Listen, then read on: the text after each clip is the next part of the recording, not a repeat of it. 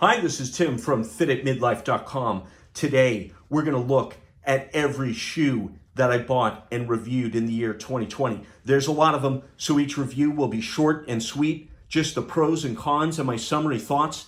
And then ultimately, I'm going to ask you as the viewer, do I do this again in 2021? Let's go. All right, let's start with running shoes. I'm not really a runner. I like cross training, functional fitness, CrossFit, WOD style type stuff, lifting weights, all that good stuff. But I decided to be able to accurately review cross training shoes, I needed to understand better what a real running shoe is like. So I bought a bunch of them. This is the Under Armour Machina. This is a hover foam based shoe. Hover is like Nike's React. It gives a very crisp kind of rebound, feels like it's giving you energy back. And UA describes it as giving a zero gravity kind of feel. As you can tell, I bought these, I wore them once or twice around the house, then I put them up on the shelf and I forgot I had them. So I'll have to come back to these in the future. Then I deep dove on trail running shoes. So this is the Nike Pegasus 36 Trail.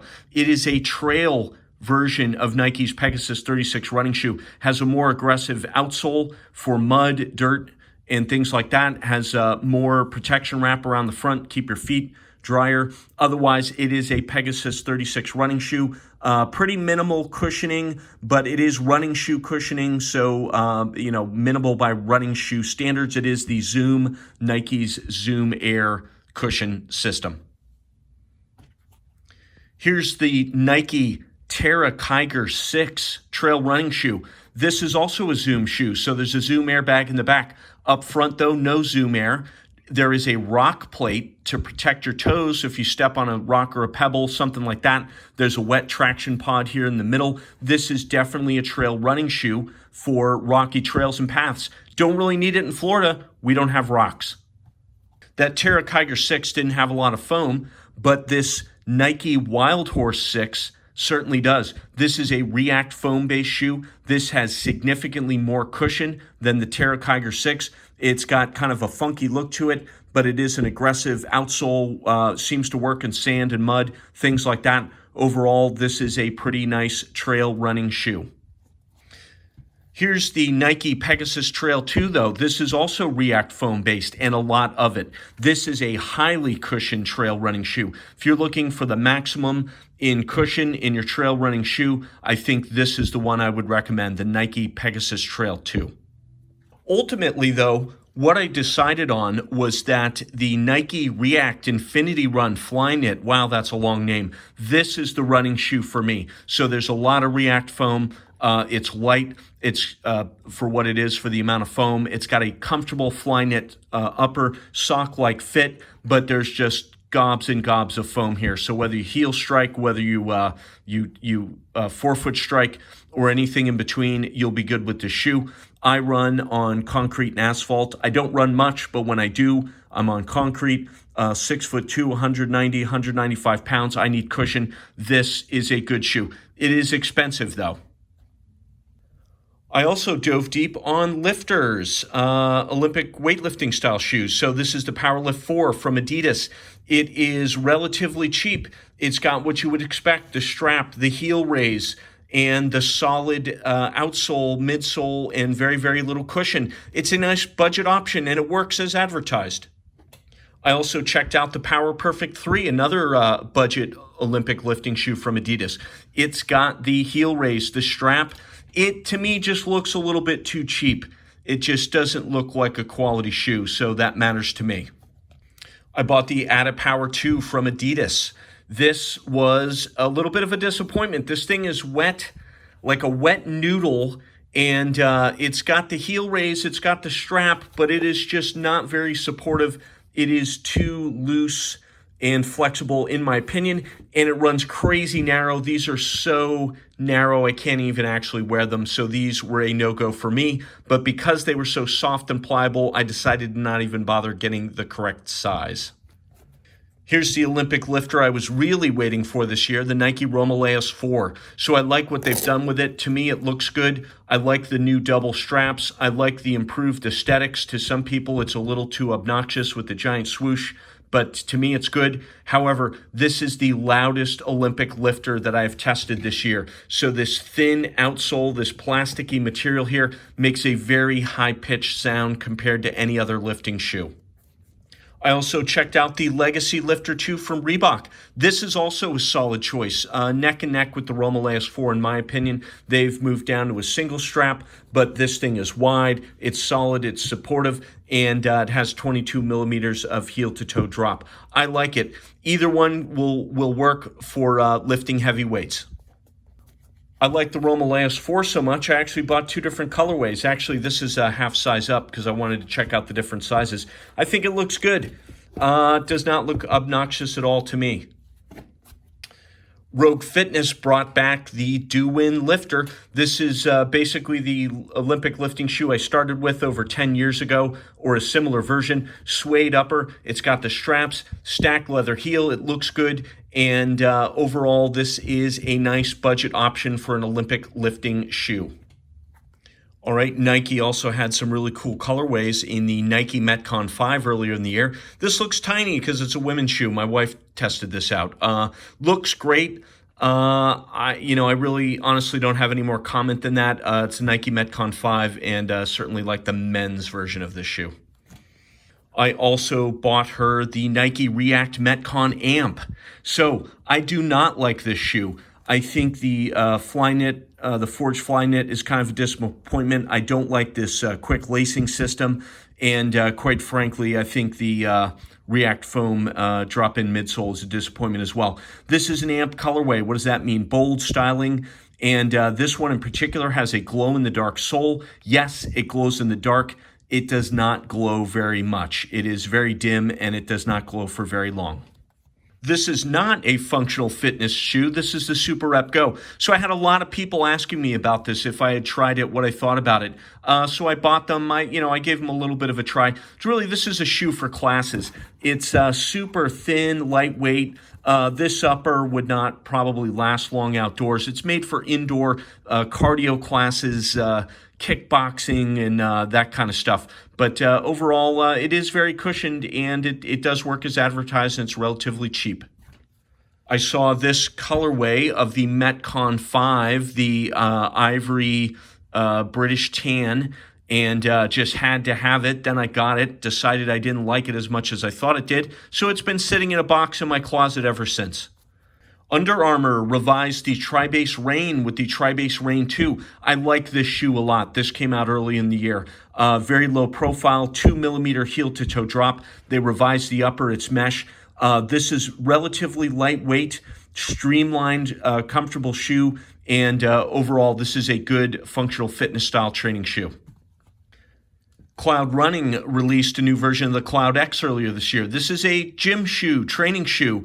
To be fair, they don't claim this is a CrossFit or functional fitness style shoe. It's got a bit too much cushion for really to be used for lifting weights. However, it is nice and light, and it does have a good amount of cushion, so it makes a pretty decent running shoe for short distances. My only beef with this, when the outsole gets wet, this thing squeaks like crazy.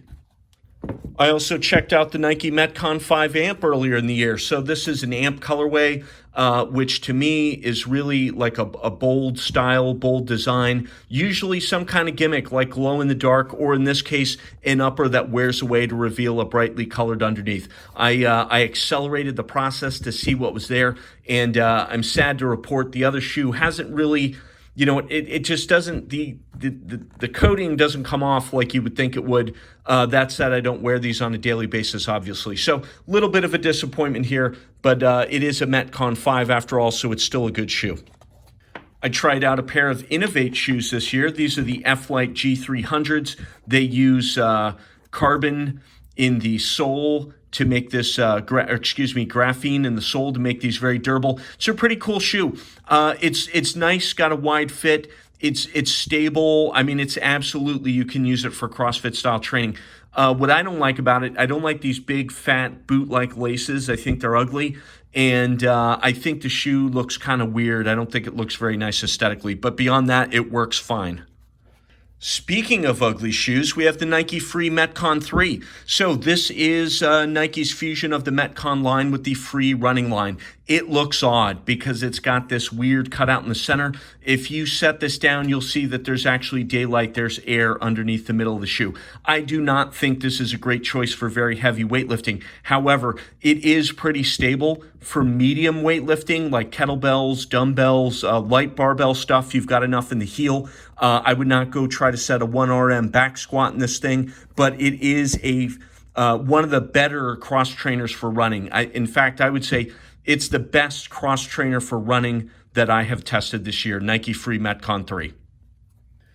Hey, did you notice most of those trail running shoes look pretty clean, didn't they? Well, I'll tell you what, I really switched gears when I found the GoRuck Mac V1 Jungle Ruck boot. So long story short, I was going to do, not so much trail running, but rucking for fitness. You walk long distances, loaded backpack, it brings your upper body into it.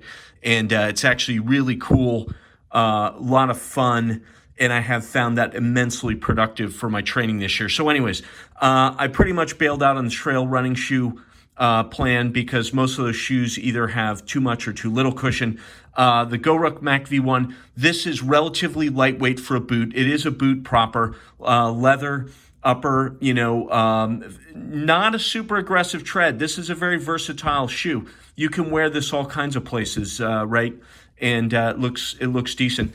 It's about 20 ounces, and it's got drain ports, great for stomping around in the swamp. I have done 18 miles in these with a 42-pound backpack, and they've got a 13 millimeter heel to toe drop, great for long distance, and they've got excellent cushion, yet they're still stable enough I can use them for all kinds of sandbag exercises and weighted ruck exercises, things like that. So the GoRuck Mac V1 Jungle Ruck boot. In fact, I like that so much, I also got the Coyote Brown. So same boot, different size, and this has been a real workhorse as well. Highly recommended. All right, back to the training shoes. This is the Project Rock 3 from Under Armour. Pretty cool. It's got a fly knit upper and 8 millimeter heel to toe drop. It says hover foam. This is not super cushioned. It is not too cushioned for lifting heavy weights. It is absolutely made for lifting in the gym and that kind of stuff. I would not run in these though. They do not have enough cushion for running, but great shoes to wear in the gym, doing all that bodybuilding, powerlifting, the stuff The Rock, Dwayne The Rock Johnson would do. Here's the Altama OTB Maritime Assault Boot. Maritime Assault Boot, why in the heck would I need this? Well, I thought it looked really cool.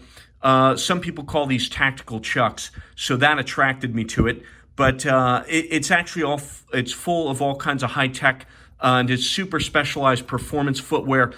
This review is still in the works, testing still underway. So check back probably in November and I'll tell you all about this one.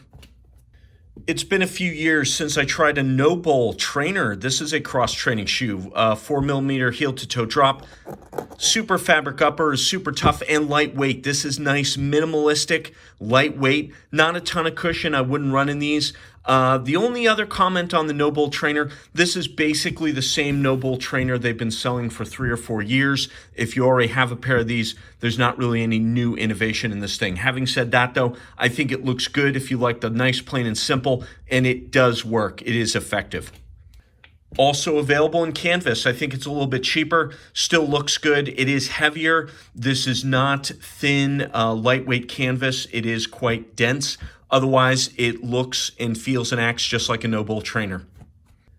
How about a high top? I think these look really good. Some people say they look ugly, but not me. I love it. Super fabric, high top. They're hard to put on, but once you put them on, it feels exactly like a No-Bowl trainer with a higher top. Having said that, I like this outsole or the colorway. This is Wildstorm, and I will be using these more and more here in the near future. I have bought so many Reebok products this year, they probably should name one of their buildings after me or something like that. Nano X, Nano 10, great shoe.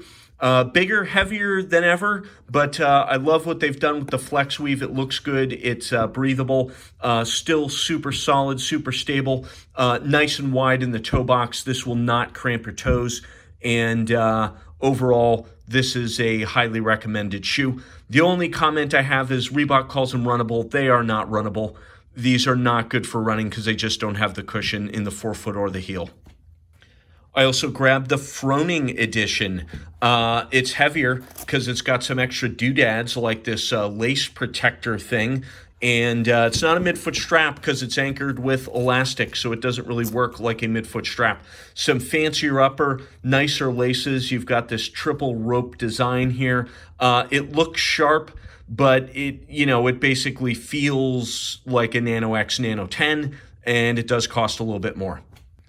Here's the Nano PR. So this is a Nano X Nano 10, supposed to be made of lightweight materials to help you get that personal record. In my testing, I found this in fact weighs exactly the same as the regular Nano X, but it does look nice. Nice, crisp colorway. Here's the Nano OG. This is the original Nano brought back here in the year 2020. And this is kind of a trip back in time. It is significantly lighter, about 3 ounces lighter than the new shoe, but there's a reason for that. It is less sturdy.